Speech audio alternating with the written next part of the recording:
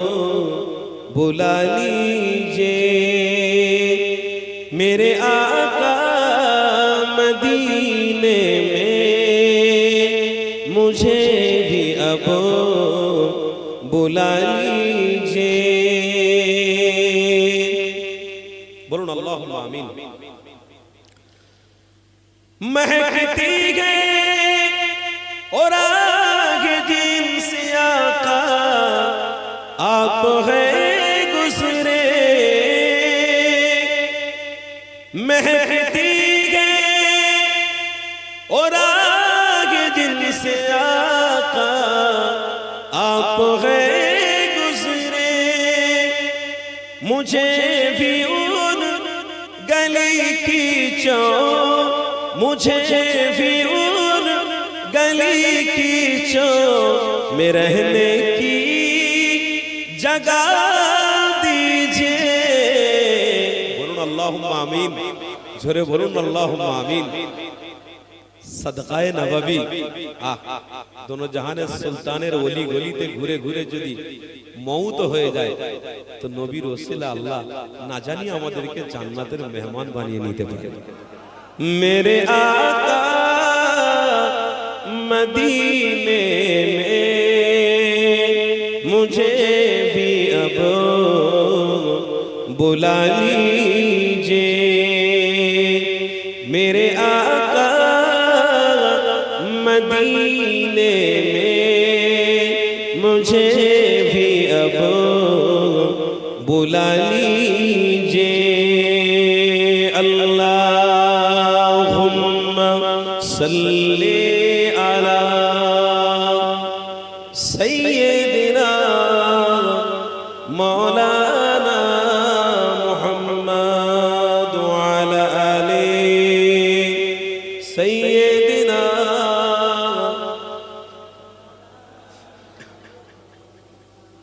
रब को देखा है मेरे नबी ने,